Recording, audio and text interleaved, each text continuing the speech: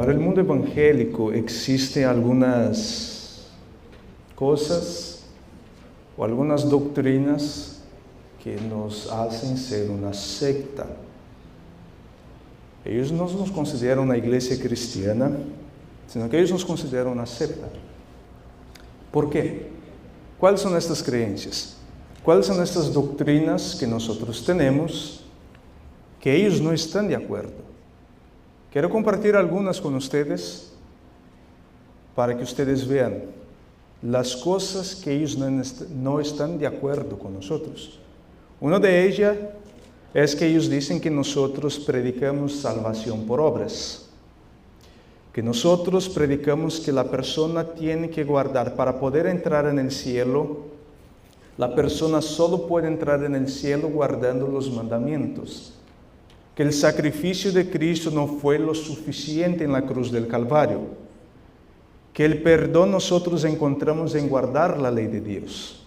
De hecho, hay un pastor muy conocido que en un sermón él hace un llamado a su iglesia, llamando a la iglesia a salir de la desgracia para ir a la gracia, abandonar la desgracia de la ley y aceptar la gracia en Cristo Jesús. Porque él dice que todos aquellos que guardan un día, que guardan y predican que se tiene que guardar el sábado, están en la desgracia, pero que Cristo es nuestra gracia. Y porque Cristo es nuestra gracia, tú y yo ya no seremos condenados o juzgados por ninguna ley, porque tú y yo estamos bajo el nuevo pacto, y en el nuevo pacto todos son aceptos en el amado. Ya no hay ninguna condenación para aquellos que están en Cristo Jesús. Esa es una de las cosas, entonces, que ellos dicen que nos convierten en una secta. Otra cosa que ellos presentan es que nosotros predicamos que antes de la segunda venida de Cristo, todos debemos ser más santos, más consagrados, más perfectos que el apóstol Pablo, que el apóstol Pedro, que nuestro nivel de santidad será superior al de ellos. Y ellos dicen que nosotros predicamos estas cosas. Otra cosa que ellos enseñan es que nosotros no aceptamos el sacrificio de Cristo. Porque si nosotros aceptáramos verdaderamente el sacrificio de Cristo, tú y yo no necesitamos de una ley. Tú y yo no necesitamos hacer nada más. Y ellos utilizan el ejemplo del santuario.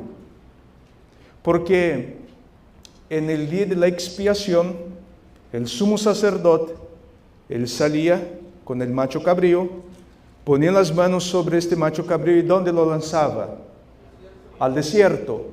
Este macho cabrío es la representación ¿de quién? De Satanás.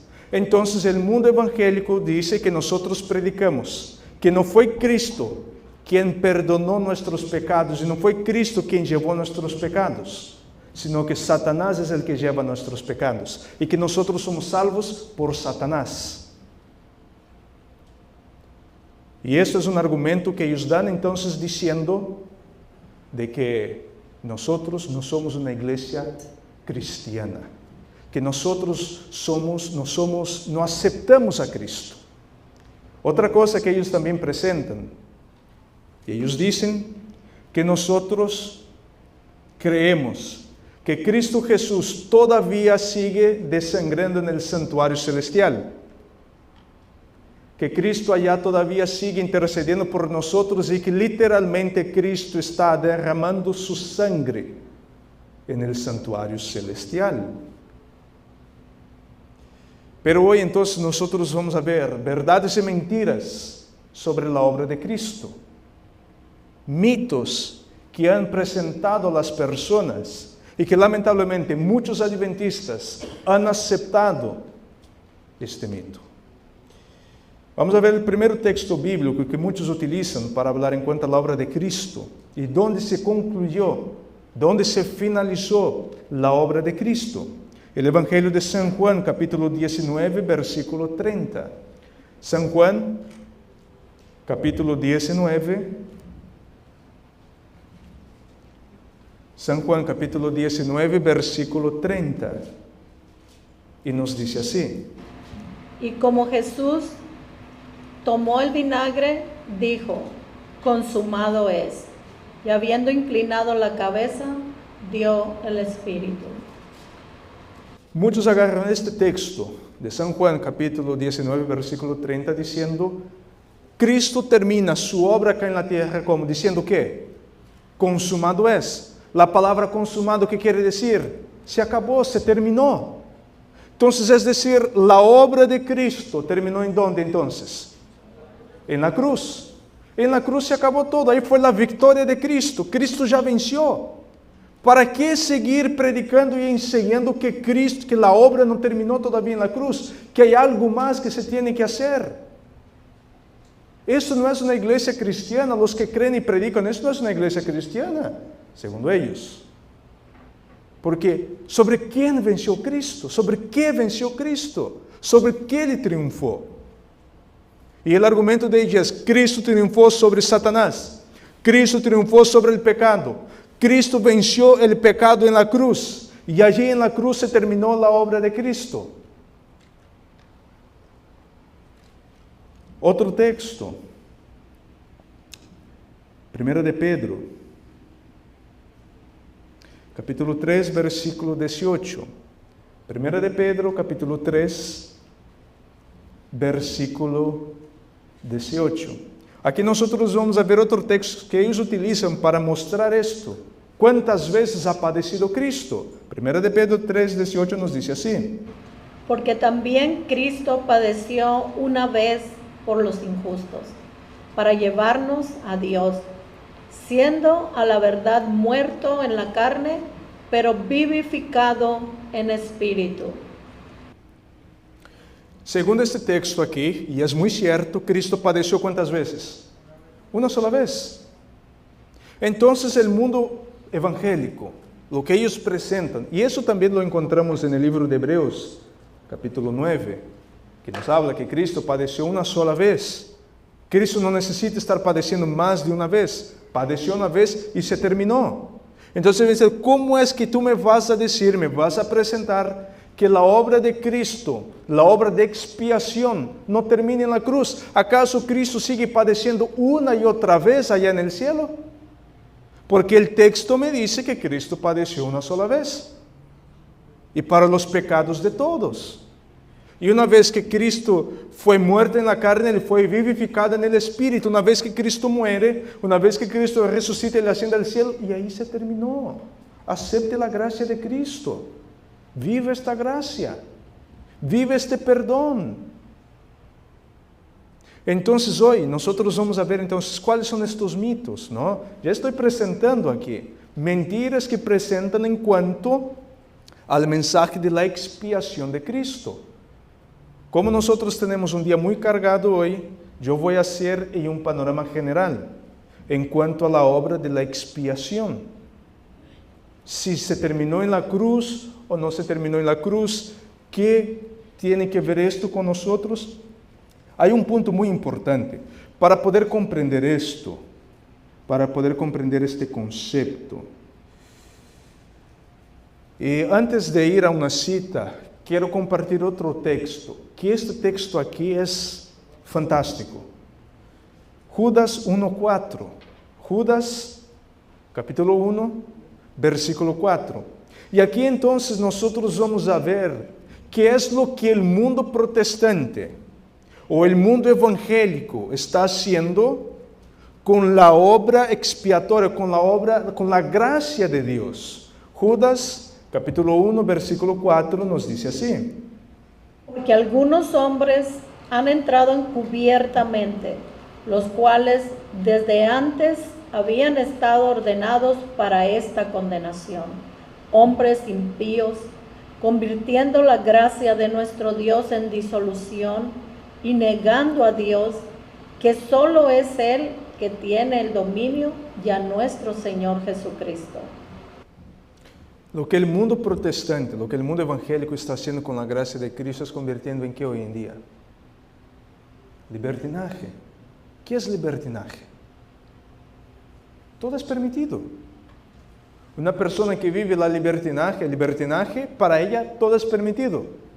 La única cosa prohibida es decir no, porque lo demás todo es aceptable. Y eso es lo que nosotros estamos viendo lamentablemente hoy en el mundo cristiano. De verdad, cada cosa que se ve hoy en día, cada cosa que se escucha, cada predicación, cada forma de enseñar, que de verdad uno se pone a preguntar, ¿de dónde sacaron esto? Porque es imposible una persona decir que esto salió de la Biblia. No se puede creer. Y es lo que aquí nos está diciendo la palabra de Dios, que muchos hoy agarran la palabra de Dios, la gracia de Cristo, y lo convierten en libertinaje. Es acepte a Cristo y ya está. Eso es el todo. Muchos dicen, porque Cristo es el fin de la ley. Ya ves, ahí está, Cristo es el fin de la ley. ¿Para qué que tú tienes que seguir con la ley? ¿Para qué que tú tienes que seguir con todo esto del santuario, los mandamientos? Esto ya quedó en el pasado. Esto no es para nosotros. Tú y yo estamos bajo el nuevo pacto, bajo la nueva gracia. El mismo apóstol Pablo viene diciendo que el pacto antiguo tenía defectos. El pacto antiguo ha fallado, tenía errores. Ya el nuevo pacto que es en Cristo Jesús, ese es un pacto perfecto. Entonces, ¿qué es lo que el apóstol Pablo nos quiere decir cuando él dice que el viejo pacto tenía defecto? ¿Será que era el pacto que tenía defecto o aquellos que Dios hizo el pacto tenían defectos? Ellos, las personas, eran los defectuosos. El pacto no tenía ningún problema. El pacto no tenía ningún defecto, pero las personas con quien fue hecho el pacto, estas personas eran defectuosas. Estas personas tenían problemas. Y entonces la gente solo agarra los primeros versículos, pero no siguen con la lectura. Agarran Hebreos capítulo 9 y van leyendo ahí del versículo 20 en adelante. Y quedan ahí, si no estoy mal, hasta el versículo 24, 25, y no avanzan. Porque la continuación ahí el Señor mismo viene diciendo, a través del apóstol Pablo, que ahora sus leyes, ¿dónde le quiere inscribirlas? En el corazón. ¿Y quién es que te va a hacer guardar la ley? El Espíritu Santo, el Señor. Yo pondré mis leyes, mis mandamientos, mis estatutos en tu corazón y yo te haré poner por obras. Ese es el nuevo pacto que yo quiero hacer con la casa de Israel. No como el pacto que yo hice con tus padres, porque ellos fallaron. Porque lamentablemente, aquí hago la pregunta, cuando Dios hizo el pacto en el Sinaí con su pueblo, la ley estaba dentro o afuera de sus corazones. Por eso ellos no pudieron guardar. Porque la ley estaba fuera de sus corazones. Ellos no aceptaron verdaderamente la ley de Dios. Ellos aceptaron la letra, pero no aceptaron el carácter de la ley. Por esto es que el apóstol Pablo menciona un nuevo pacto. Por esto que el apóstol Pablo menciona que el nuevo pacto no es defectuoso. Porque el pueblo en el desierto, ellos trataron de poner por obras, pero por sus propias fuerzas. Ellos dijeron, no, todo lo que Jehová ha dicho esto, lo haremos, ¿verdad? Y entonces Moisés pasa 40 días en la presencia de Dios. ¿Y qué hace el pueblo? Un becerro de oro. ¿Qué dice el primer mandamiento? No tendrás dioses ajenos delante de mí. Lo primerito que hicieron fue la idolatría. Pero ¿por qué si el pueblo unos días antes había dicho, todo lo que Jehová nos ha dicho, esto lo haremos? Porque el pueblo estaba tratando de guardar la ley por sus propias fuerzas y sus propios méritos. No permitieron que el Señor entrara en sus corazones. No permitieron que el Espíritu Santo escribiera la ley en sus corazones. Por esto fue que ellos no pudieron guardar el pacto. Por eso fue que el pacto fue defectuoso. No por el pacto, sino por las personas. Pero ahora el pacto que viene con Cristo Jesús es un pacto diferente. Porque ahora es Cristo en ti, Cristo en tu vida, Y el apóstol Pablo dice que esto genera que esto es que en nuestras vidas. Cristo en tu vida es una esperanza de qué? De gloria. Es decir, que ahora se puede guardar y se va a guardar porque tú no vas a ser tú solo, sino que Cristo en ti te va a hacer guardar el nuevo pacto. Eso es uno de los mitos que han enseñado a las personas, ¿no? Pero vamos a ver aquí en cuanto hay un consejo que nosotros encontramos en la pluma inspirada. Cristo en su santuario. Y nos dice así. La correcta comprensión del ministerio en el santuario celestial es el fundamento de nuestra fe. Esa es una cita muy conocida, todos nosotros ya la hemos leído, la mayoría que conocen de memoria esta cita. Pero yo puse esta cita al principio porque es con base en esta cita es lo que va a seguir el tema de esta mañana. Y la sierva del Señor viene diciendo que el principio básico para que tú y yo entendamos nuestra doctrina, entendamos nuestras creencias, se encuentra ¿en dónde? En el santuario. ¿Pero el santuario cuál? Santuario celestial. Porque el santuario terrenal era una copia. ¿Para qué yo voy a la copia si yo tengo el verdadero? Claro que yo voy a usar también la copia para ilustrar, pero la correcta comprensión del ministerio de Cristo en el santuario celestial es el fundamento, es la base de nuestra fe. Entonces ahora vamos a utilizar el modelo, vamos a utilizar la copia para que podamos entender entonces la obra de expiación. Vayamos al libro de Levítico, capítulo 4, Levítico capítulo 4, vamos a leer aqui vários versículos. Levítico capítulo 4, vamos a leer del versículo 1 hasta el versículo 6. Y aquí entonces nosotros vamos a entender un principio muy importante. Y este principio va a ser la base para que tú y yo entendamos el sacrificio de Cristo. Entonces, Levítico capítulo 4, versículo 1 al versículo 6, nos dice así. Y habló Jehová a Moisés diciendo, habla a los hijos de Israel diciendo, cuando alguna persona pecare por yerro en alguno de los mandamientos de Jehová sobre cosas que no se han de hacer y obrare contra alguno de ellos, si sacerdote ungido pecare según el pecado del pueblo, ofrecerá a Jehová por su pecado que habrá cometido un becerro sin tacha para expiación. Y traerá el becerro a la puerta del tabernáculo del testimonio delante de Jehová, y pondrá su mano sobre la cabeza del becerro, y lo degollará delante de Jehová. Y el sacerdote ungido tomará de la sangre del becerro, y la traerá al tabernáculo del testimonio.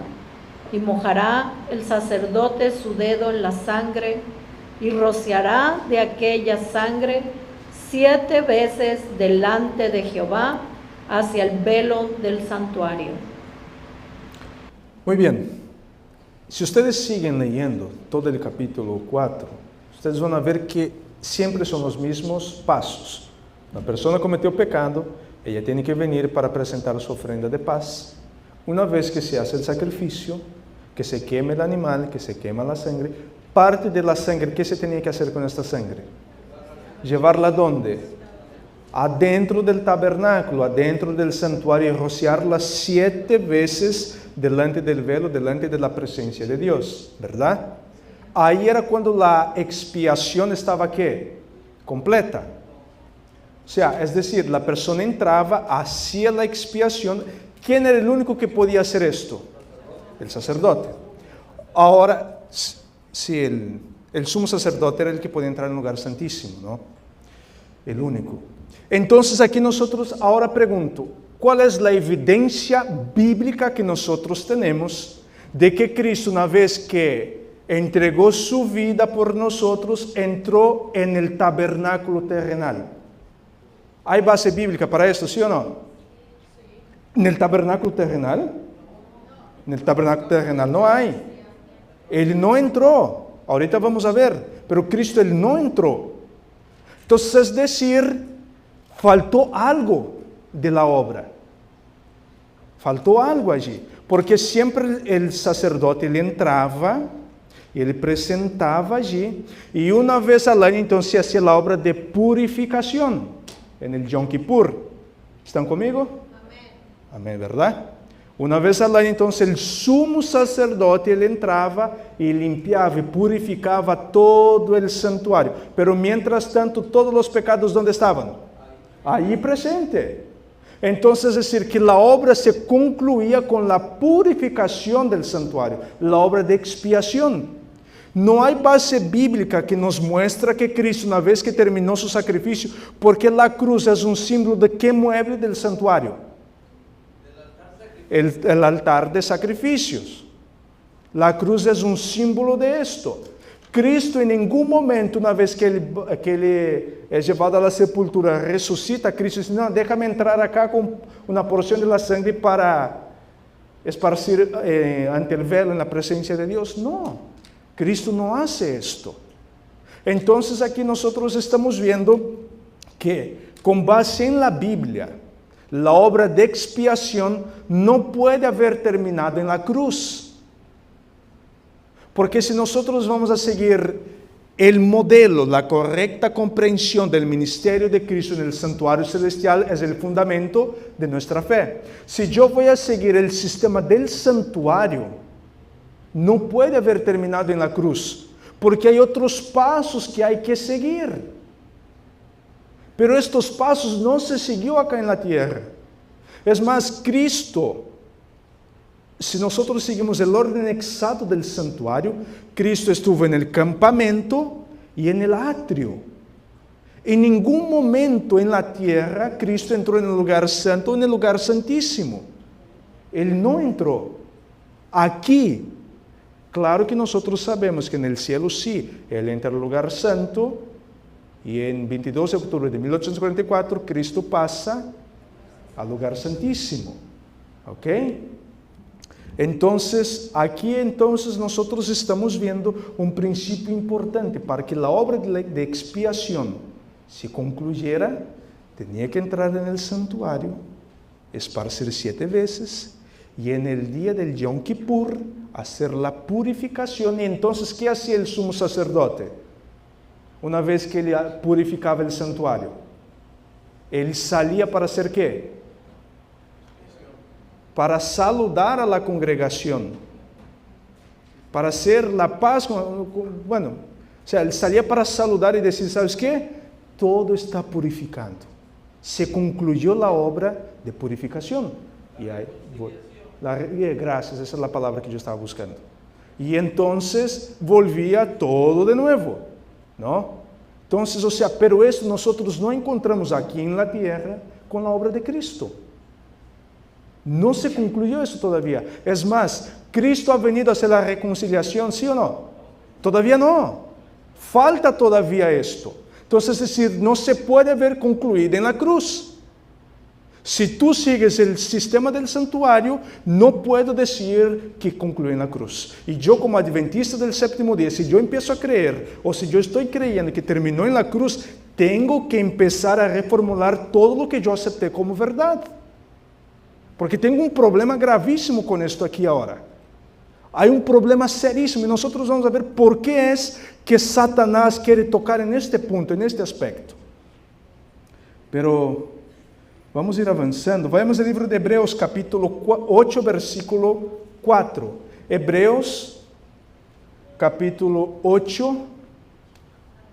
Hebreos capítulo 8, versículo 4. Nos dice así. Así que si estuviese sobre la tierra, ni aún sería sacerdote, habiendo aún los sacerdotes que ofrecen los presentes según la ley. ¿De quién el apóstol Pablo está hablando aquí? si estuviera en la tierra, aunque estuviera en la tierra, él no sería ¿qué? ¿Por qué? Si sigues la ley levítica, los sacerdotes deberían ser de la tribu de Leví y más específicamente de la casa de ¿quién? De Aarón. De la tribu de Leví, de la casa de Aarón. Pero Jesús era de la tribu de ¿quién? De Judá. Entonces la ley levítica prohibía que Jesús fuera sacerdote, porque él venía de la tribu de Judá. Y es por esto que hay un versículo, el apóstol Pablo dice que se debería cambiar la ley levítica. Y muchos agarran este texto, ya ves, el apóstol Pablo está diciendo que hay que cambiar los 10 mandamientos. ¿Dónde dice en la Biblia que los 10 mandamientos es la ley levítica? La ley levítica era la ley que establecía el sistema del sacerdocio. Porque ahora Cristo, Él es rey, pero Él es también sacerdote. Esta fue la ley que cambió. La ley del sacerdocio. Porque Cristo viene del orden de ¿quién? El sacerdocio de Cristo es del orden de ¿quién? Melquisedec. ¿Ok? Es del orden de Melquisedec. No es cualquier tipo de sacerdocio. No es el sacerdocio común que teníamos acá en la tierra de la casa de Aarón. Es un sacerdocio superior. Y entonces el apóstol Pablo viene diciendo aquí, mostrando que Cristo no podría entrar en el santuario terrenal porque la ley levítica no le permitiría. Porque Cristo viene de la tribu de Judá, no de la tribu de Leví. Entonces, es decir, una vez más, vuelvo a enfatizar, la obra de expiación no pudo terminar en la cruz, porque no se están siguiendo los pasos que se tiene que seguir. Es más, miren, veamos acá otro texto. Hebreos capítulo 9, versículo 24 y 25. Hebreos capítulo 9, versículo 24 y el versículo 25. Nos dice así.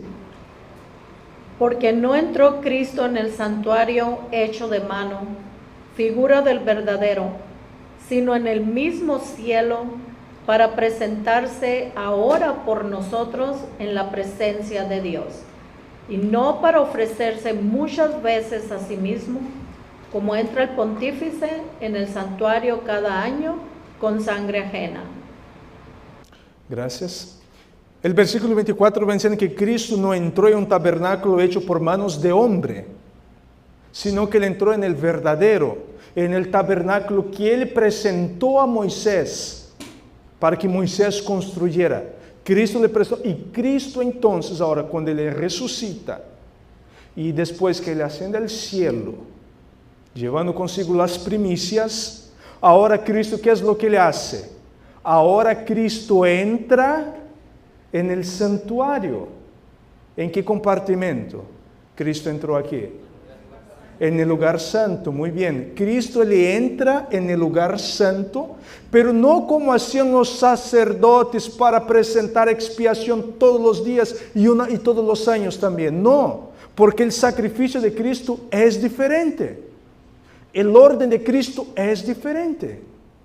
Entonces aquí nosotros estamos viendo, y aquí quiero dejar claro que hay muchas personas, yo ya lo he visto, ya lo he escuchado, gracias a Dios esto no pasa aquí en nuestro medio, pero ya he escuchado de adventistas que creen que Cristo, cada vez que Él va a interceder por nosotros ante el Padre, Él empieza a levantar sus manos y empieza a gotear sangre ante el Padre. Eso no es bíblico. Cristo no está ya desangrando en el santuario celestial. Ele sí lleva las marcas del pecado, lleva las marcas que ele recibió en la cruz, pero estas marcas allá no se están abriendo y goteando sangre. Hay personas que creen que Cristo siempre le entra con una vasija con sangre literal y presenta ante el Padre. Siempre que Ele va a hacer expiación, siempre que uno peca, va a pedir perdón, Cristo entra en la presencia del Padre, aquí está mi sangre, y le entrega su sangre al Padre. No. Cristo Ele presenta las marcas, sus manos, su costado. Ele presenta, Padre, foi por Ele, perdónalo. Entonces, Por el amor a Cristo y por su infinita misericordia y gracia, Dios nos perdona. Pero el Señor Jesucristo no está descendiendo allá en el cielo. Eso no es bíblico. ¿Okay? Entonces aquí viene diciendo que Cristo nos está sacrificando una y otra vez. Pero entonces si nosotros seguimos el orden exacto y seguimos el libro de Hebreos, entonces ahora Cristo entra en el lugar santo del santuario celestial para dar continuidad a su obra ¿de qué? De expiación. Ya ves cómo no se puede concluir en la cruz. Veamos lo que nos dice aquí la sierva del Señor en el libro El conflicto de los siglos. Nos dice así. Es obra de la conversión y de la santificación reconciliar a los hombres con Dios, poniéndolos de acuerdo con los principios de su ley. Hay dos frases aquí que yo quiero enfatizar mucho. Conversión y santificación. Son dos puntos muy importantes. ¿Qué es la conversión? La conversión es un cambio en mi forma de ser, es un cambio en mi vida. La conversión genera un cambio en mi carácter, en mi humor, en mis pensamientos, en mis sentimientos y en mis acciones y decisiones. Esto es lo que hace la conversión. La santificación es una transformación de mi carácter y la santificación me lleva a ser más semejante en imagen y carácter a Cristo. Entonces, las siervas del Señor dicen que el sacrificio de Cristo tiene dos propósitos. Uno, la conversión y la santificación. Esto es un punto muy importante. Pero vamos a ver una cita similar a esta, pero que la sierva del Señor ahora utiliza con otras palabras, pero muy importante también. Mensaje a los jóvenes nos dice así. La justicia por la cual somos justificados es imputada. La justicia por la cual somos santificados es impartida. La primera es nuestro derecho al cielo. La segunda, nuestra idoneidad para el cielo. Ok, aquí hay dos tipos de obras, dos tipos de justicia. La imputada y la impartida. Tú y yo debemos comprender muy bien esto, porque es donde Satanás está tocando. Y es lo que Satanás está quitando la mirada de las personas en la justicia imputada y la justicia impartida. ¿Qué es la justicia imputada? En cortas palabras, es el perdón que Cristo te dio en la cruz del Calvario. Cristo ahí Él te perdonó. Cristo ahí Él tomó la muerte que tocaba a ti. La muerte que a ti y a mí tocaba, Cristo, ¿sabes qué? Hijo, yo voy a morir por ti. Porque en Romanos capítulo 6 nos dice que la paga del pecado es muerte. Pero la dádiva de Dios es vida eterna en Cristo Jesús. Entonces, es decir, aquí entonces Cristo Él agarra lo que te tocaba a ti y ahora Cristo te da el perdón. Bien, esto es en la cruz del Calvario, la justicia imputada. Pero ahora viene lo importante, que es donde Satanás quiere tocar y ha tocado. Y hay muchos adventistas hoy en día que lamentablemente no comprenden este concepto, la justicia impartida. La justicia impartida, ahora lo que ella hace en tu vida es lo mismo que la santificación. La justicia ahora impartida, lo que ella quiere hacer es poner el carácter de Cristo en tu vida. Es cambiar, sacar todo lo malo que tú y yo traemos dentro de nosotros, sacar toda esta, con perdón la palabra, la suciedad del pecado y llevarnos a la semejanza de Él. Para que quede más claro todavía, para que todos podamos entender, los que van al grupo pequeño ya escucharon esta ilustración que yo doy, pero voy a dar aquí a los demás. La justicia imputada vendría siendo el pasaporte. El pasaporte es un documento que te permite ¿qué? Viajar, ¿verdad? Pero nosotros como latinos, con nuestro puro pasaporte, ¿podemos entrar a este país? ¿Qué necesitamos? Y una visa. Vendría siendo la justicia impartida.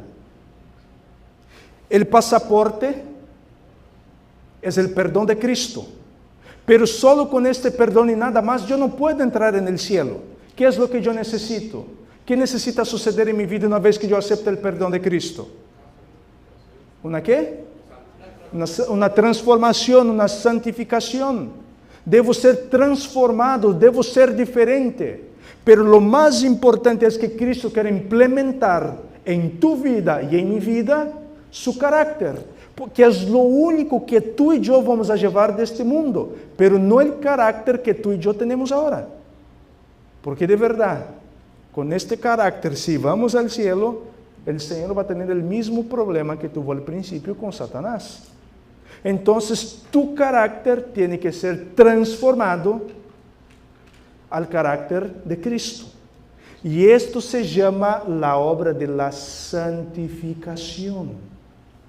La obra de la santificación está siendo realizada ahora en el santuario celestial. Cristo está santificando a su iglesia. Cristo está preparando a un pueblo para su segunda venida. Eso es lo que Cristo está haciendo allá en el cielo. Preparando a un pueblo, a un grupo de personas que van a estar, la cielo y vendrá hombres con el semblante iluminado de ¿qué? De santa consagración. Comentando Apocalipsis 18, que van a iluminar el mundo con la gloria de Dios, salir a predicar y dar el último mensaje de amonestación. Pero si yo soy de aquellos que creo que la obra de expiación terminó en la cruz, yo no voy a querer seguir el siguiente paso, que es la justicia impartida, que es el carácter de Cristo en mi vida, porque total, en la cruz se terminó todo. Ahí se terminó la obra de expiación, ya soy salvo y ya no hay condenación para los que están en Cristo Jesús.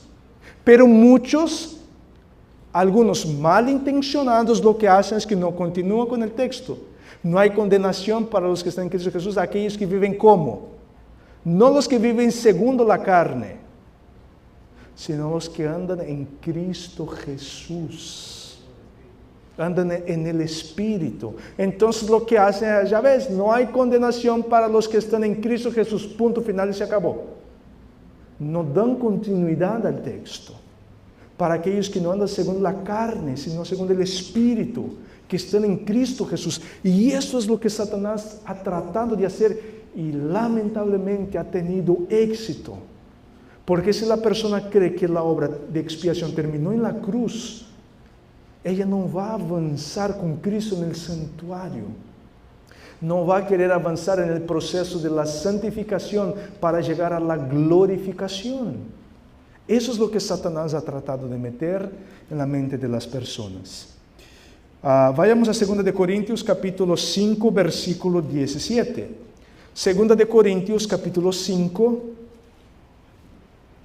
versículo 17. 2 de Corintios 5, 17 nos dice así. De modo que si alguno está en Cristo, nueva criatura es. Las cosas viejas pasaron, he aquí, todas son hechas nuevas. Si alguno está en Cristo Jesús, nueva criatura es. Es decir, si la persona acompañó a Cristo en su ministerio, en el santuario celestial, si la persona entendió el perdón de los pecados, la justicia imputada, y la persona siguió avanzando para la justicia impartida, todo lo demás se quedó para atrás. Y ahora la persona es una nueva criatura ¿en quién? Pero ¿qué significa ser una nueva criatura? ¿Cuántos aquí podemos alzar la mano y decir, yo soy una nueva criatura? ¿Cuántos pueden decir, yo la verdad que he vencido todos mis pecados, todas mis luchas, y ya no tengo más tentaciones, ya no tengo más pecados, y ya soy un cristiano perfecto y consagrado? Ahí está el problema. Porque nosotros siempre decimos, estamos en el camino, estamos en el camino, estamos en el camino. ¿Y hasta cuándo vamos a seguir en el camino? Hay una frase que yo aprendí en español que dice que el que no sabe a dónde va, ya llegó. Si yo no estoy con Cristo en el santuario celestial, si yo no estoy acompañando a Cristo, cualquier lugar para mí es mi lugar. Y ahora vean el versículo que sigue, el versículo 18. Y todo esto es de Dios, el cual nos reconcilió así por Cristo y nos dio el ministerio de la reconciliación. Esta palabra reconciliar es básicamente lo mismo que la expiación. Él te ha reconciliado con Dios. Esta palabra en el Nuevo Testamento se repite 6 veces. De las 4 viene hablando de una reconciliación entre Dios y la humanidad. El hombre andaba perdido en pecado. El hombre andaba lejos de Cristo, andaba lejos de Dios. Vino Cristo para reconciliar el ser humano con Dios. Esto fue lo que vino a hacer Cristo. Pero como yo les mencioné, ¿no? O sea, ¿cuántos de nosotros podemos decir que somos una nueva criatura? ¿Por qué es que lamentablemente no se puede decir que es una nueva criatura? Me gustó, yo estaba atrás y escuchando el devocional de la hermana Rebeca. Y algo que ella dice ahí que yo no voy a decir totalmente cómo está porque no me acuerdo exactamente cómo fue. Pero ¿cuál es el problema de la iglesia de la Odisea? Es una iglesia cómoda. Está a gusto con su situación. Es una iglesia que porque tiene cierto conocimiento bíblico para ella basta. Y la sierva del Señor mismo dice claramente que nuestro mayor problema es que estamos satisfechos con poco. Porque conocemos algo de doctrina, porque conocemos algo de profecía, porque conocemos algo de salud, porque conocemos algo de esto, de lo otro. No, ya con eso es suficiente. Y este es el problema de la iglesia. Ese es el problema. Y por eso se manifestó Cristo, para reconciliar a la humanidad. Porque ese era el problema del viejo pacto. Ellos estaban tranquilos de tener los 10 mandamientos allí. Pero hay un problema cuando yo tengo los 10 mandamientos afuera y no los tengo dentro de mi corazón. Porque es bien claro, así como Cristo, a la iglesia de la Odisea, Él está fuera de su corazón. El libro de Hebreos, capítulo 9, nos dice claramente que la ley de Dios está ¿dónde? ¿Adentro o afuera de nuestro corazón? Afuera. Lamentablemente está afuera, no está dentro. Y ese es el problema, porque no, ahí están los 10 mandamientos y yo tengo los 10 mandamientos colgados en mi casa, yo tengo los 10 mandamientos aquí, los 10 mandamientos allá. Ok, pero ¿qué es lo que hay aquí adentro? ¿Qué es lo que tú y yo estamos metiendo aquí adentro? ¿Qué es lo que está tomando más nuestro tiempo? ¿Qué es lo que más nosotros dedicamos el tiempo? ¿A qué? Ese es el problema. Lamentablemente ese es un problema porque una de las cosas que va a ser la destrucción para muchos adventistas del séptimo día es el internet, es el teléfono, las redes sociales, los videojuegos. Esto es lo que va a ser la destrucción para muchos. Porque lamentablemente pasa mucho tiempo viendo cosas y poco contemplando el carácter de Cristo. Porque es claro, mis hermanos, no vamos a abrir 2 de Corintios 3:18, nos habla de que nosotros somos transformados de acuerdo a nuestra contemplación. Somos transformados de gloria en gloria.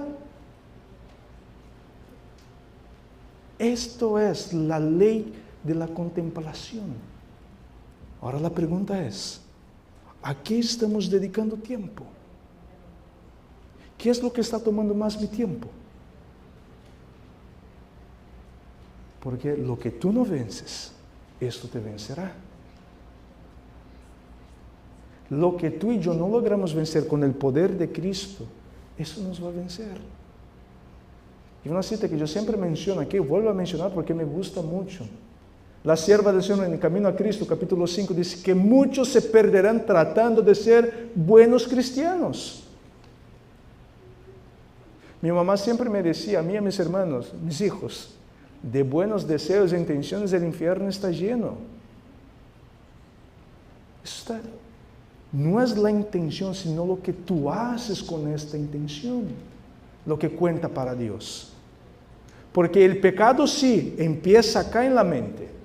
Y yo no necesito hacer el pecado para ya haber cometido pecado. Sin embargo, con Dios es diferente. ¿De qué sirve tener mi corazón lleno de buenas intenciones y ninguna de ellas poner por obras? De nada me sirve. Y lamentablemente yo estoy seguro que todos aquí están llenos de buenas intenciones. Pero la pregunta es, ¿qué estamos haciendo con estas buenas intenciones? ¿Qué es lo que estamos haciendo? Por eso que dice que aquel que está en Cristo Jesús, nueva criatura es. Las cosas viejas, la vida antigua que tú tenías, que yo tenía, ¿qué pasa con ellas? Quedan en el olvido, quedan para atrás. Pero si estas cosas a cada momento vienen a la realidad, vienen a lo presente, entonces todavía, como mencionó acá el hermano, estoy en el proceso. Pero ¿sabes cuál es el problema? Cristo nunca te dijo a ti y a mí que tú y yo debemos caminar solo, que tú y yo debemos estar solo en el proceso. Cristo quiere estar contigo, Cristo quiere estar conmigo, pero Él no va a entrar si tú no le invitas. Vamos a ir avanzando, que yo dije que iba a ser algo rápido y la verdad que ya se me fue el tiempo y yo sigo acá hablando, ¿no? Quiero compartir con ustedes dos comentarios del pastor Robert Wieland. La primera es esta. En otras palabras, en el santuario mismo no se podía acabar la prevaricación, poner fin al pecado, expiar la iniquidad, ni traer la justicia de los siglos, hasta que todo ello se hubiese cumplido previamente en cada persona que participaba del servicio del santuario. Si el sumo sacerdote entraba en el santuario, en el lugar santísimo, y había pecados en el campamento, ¿qué pasaba? ¿Qué era lo que pasaba? Era fulminado. Entonces, es decir, que la obra de la purificación del santuario tiene que ir acompañada ¿con qué? ¿Con la purificación de dónde? Mi purificación. O sea, el santuario, mi purificación, mi santificación tiene que estar a par, junta, conectada con la purificación del santuario. Continúa el comentario. El santuario mismo no podía ser purificado antes de que lo fuera cada uno de los adoradores. El santuario no podía ser purificado mientras se continuara introduciendo en él un torrente de iniquidades, transgresiones y pecados mediante la confesión del pueblo y la intercesión de los sacerdotes. Mira qué interesante aquí. Hermanos, ¿qué era lo que pasaba cuando se enteraba, después que llegaba hacia la expiación? Y bueno, había pecados todavía en el pueblo y se llegaba a la luz de quién era el pecador, que no había confesado su pecado. ¿Qué pasaba con esta persona? Era apedreada o era lanzada al desierto. De la misma manera, creas tú o no, quieras tú o no, prediques tú o no, el santuario está siguiendo su proceso de purificación. Pero en el momento que se concluya la purificación del santuario, aquellos que no se purificaron, ¿qué el Señor va a hacer con ellos? Los va a echar al fuego, los va a destruir. Por eso que el santuario tiene que ir aparte, tiene que ser conectado con la purificación de la persona. Yo tengo que, así como el santuario está siendo purificado, yo tengo que estar purificando mi vida, pidiendo al Señor poder del cielo para la transformación. Eso es lo que tú y yo necesitamos estar haciendo. Quiero compartir otra cita con ustedes. Y nos dice así esta cita. Es un poco larga, pero está bien interesante. Cuando Cristo nos cubre con el manto de su propia justicia, no provee una cubierta para el pecado, sino que quita el pecado. Y eso muestra que el perdón de los pecados es más que una simple forma, más que una simple consigna en los libros de registro del cielo, al efecto de que el pecado sea cancelado. El perdón de Cristo vendrá sobre aquellos que hagan ¿qué? Abandonen. Porque Cristo no puede perdonar a aquel que sigue en la práctica del pecado. Ah, Señor, estoy en la lucha. Deja la lucha. Venza, pares de pelear y venza. Quiero ayudarte a vencer. Pero el manto de Cristo no es para tapar una vida llena de pecados, es para limpiar y purificar, para borrar el pecado, para que el pecado entre en extinción en nuestras vidas. Y no pensar, Señor, sabes que yo he pecado, pero Señor, perdóname aquí y ya, y mañana vuelves, mañana vuelves, mañana vuelves. El Señor no puede perdonar a esta persona. Porque mira, la palabra es bien clara, el texto más conocido de la Biblia, San Juan 3:16. Que Dios envió a su Hijo unigénito para que todo aquel que en él ¿qué?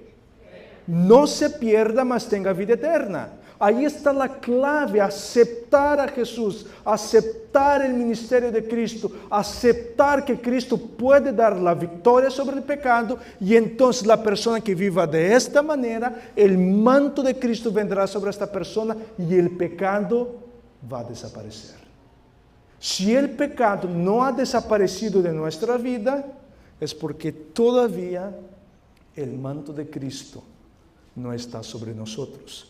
Y continúa la cita. El perdón de los pecados es una realidad, es algo tangible, algo que afecta vitalmente al individuo. Realmente lo absuelve de culpabilidad. Y si es absuelto de culpa, es justificado, es hecho justo. Ciertamente ha experimentado un cambio radical. Es en verdad otra persona. La justicia de Cristo genera en tu vida y en mi vida un cambio radical. Tú y yo seremos otra persona, una nueva criatura, un ser diferente. Eso es lo que hace la justicia de Cristo. La justicia impartida te hace a ti y a mí aptos para entrar en el reino de los cielos. Eso es lo que hace. Esa es la obra que Cristo está haciendo ahora en el santuario celestial. Y es por esto que Satanás ha levantado hombres para predicar que la obra de Cristo terminó en la cruz y se acabó. Porque quitando esto, entonces ahora las personas no se van a dar cuenta de esto. Que la obra que Cristo está haciendo en el santuario celestial es esta hora, de justificar, pero la justicia impartida aquí, borrar, eliminar el pecado por completo y transformar a ti y a mí en un nuevo hombre y una nueva mujer en Cristo Jesús. Eso es la obra. La siguiente cita. El sacrificio, el sacerdocio y el ministerio de Cristo en el verdadero santuario quita los pecados para siempre. Hace perfectos a cuantos se allegan a Él. Hace perfectos para siempre a los santificados. ¿Qué es lo que te hace a ti y a mí perfectos? La obra de Cristo, muy bien. El sacerdocio de Él. Eso es lo que nos hace perfecto.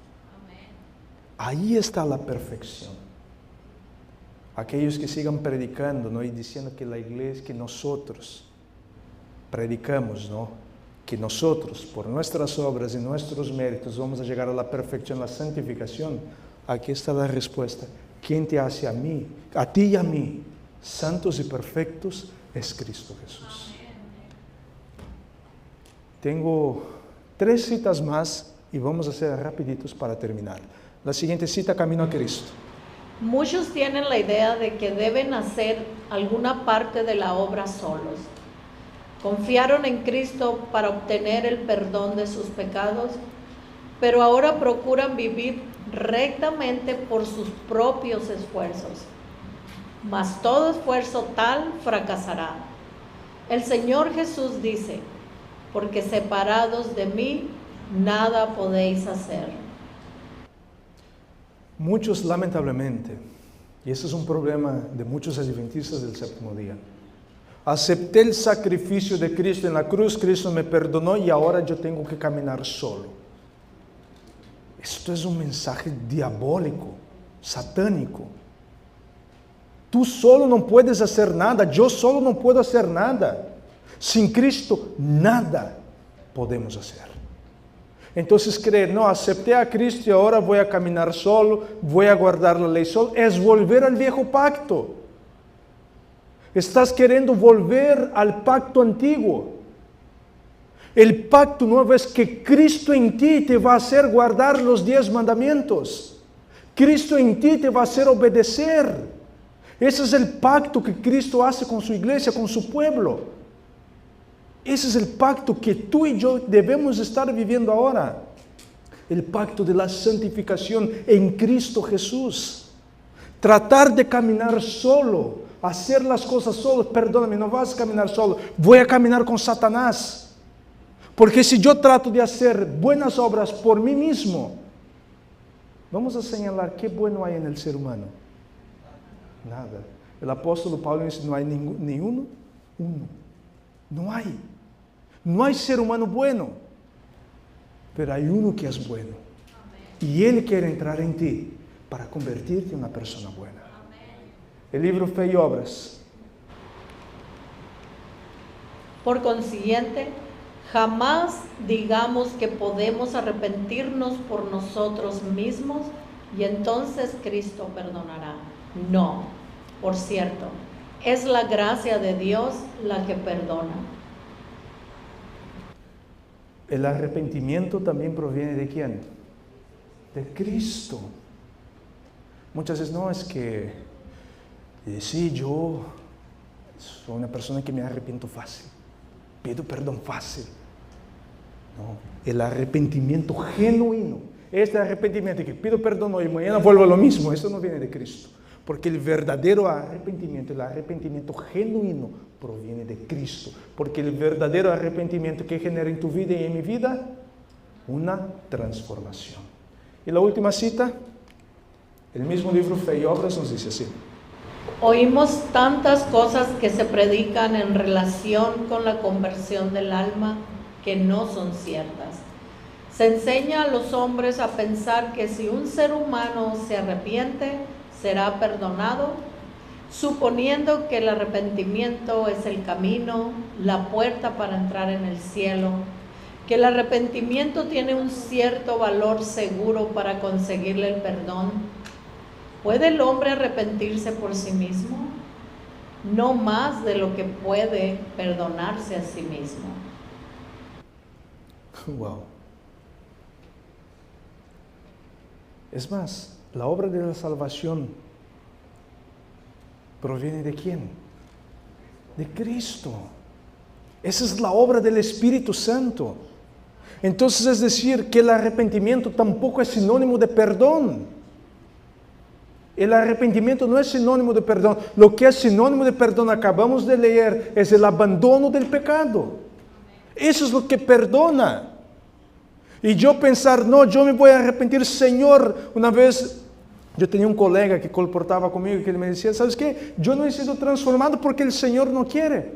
Porque la Biblia dice que el querer y el hacer viene de parte del Señor. Yo quiero ser cambiado.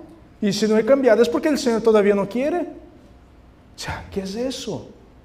O sea, es decir que cuando tú y yo nos entregamos por completo en las manos de Dios, decir, sabes, Señor, esos son mis vicios, esos son mis malos hábitos, yo no puedo vencer esto, pero yo sé que en Cristo yo puedo vencer, entonces el Señor dará la victoria sobre el pecado.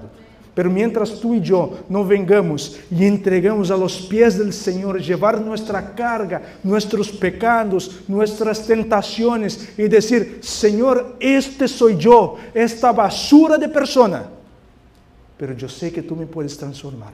Aquí está, Señor. Esta es mi carga, este es mi yugo, pero quiero que tú pongas sobre mí tu yugo, porque yo sé que es ligero y yo sé que yo lo puedo llevar. Entonces ahí viene la victoria sobre el pecado. Y esta es la obra que Cristo está haciendo en el santuario celestial. Eso es lo que Cristo quiere hacer con cada uno de nosotros, la obra de la santificación. Porque sin consagración o sin santificación, nadie verá a quién. Al Señor. Porque consagración y santificación caminan juntos. Una persona consagrada es una persona santificada. Una persona santificada es una persona consagrada. Sin esto, tú y yo no vamos a poder ver a Dios. Pero viene lo bonito. No vamos a abrir porque ya se nos fue el tiempo. Primera de Juan nos dice: hijitos míos, estas cosas os escribo para que no ¿qué? Para que no pequéis. Pero si alguno peca, abogado tenéis ante el Padre, a Jesucristo el justo. Tú y yo no somos justos. No hay justicia en nosotros, pero hay un ser que está a la diestra del Padre. Él sí es justo, Él sí es poderoso para dar la victoria sobre el pecado. Y Él quiere abogar por ti, Él quiere pelear por ti. Lo único que tú y yo debemos hacer es ir a Él. El plan y el propósito de Dios es que tú y yo no pequemos, que no cometamos pecado. Ese es el plan original de Dios para cada uno de nosotros. Pero lamentablemente, con la entrada del pecado, el ser humano vive una vida de pecado. El ser humano es pecador. Y ahora Dios presentó la solución y Dios está mostrando claramente la victoria sobre todo y cualquier pecado está en Cristo Jesús. Amén. Si tú y yo hemos pecado, si tú y yo estamos pecando, tú y yo debemos ir a Cristo. Y ahora Él te hará vencedor. Él te hará triunfar. Él te dará la victoria sobre el pecado. Y tú, estando en el camino, Él caminará contigo. Y en los momentos difíciles, cuando tú no puedas, Él te cargará para pasar por el camino difícil. Pero Cristo, una vez que Él se acerca a nosotros, Él no nos abandona. El que abandona es el ser humano. Pero que el Señor te ayude a ti en este día. Que el Señor me ayude a mí a que no vengamos a soltarnos de las manos del Señor y caminar con Cristo rumbo a las mansiones celestiales. Que el Señor les bendiga y les guarde. Este es mi deseo y mi oración en este momento.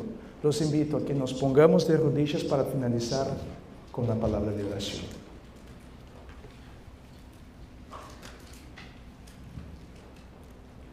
Querido eterno Dios, te agradecemos, Señor, en esta hora porque tu palabra es muy clara en decirnos en cuanto al ministerio de Cristo. Señor, que podamos vivir la santificación, la justicia impartida. Que podamos estar en este proceso, Señor, de ser cada día más semejante a Cristo. Cada día más buscar la perfección en Él. Sabemos que por nosotros mismos esta obra no es posible, Señor.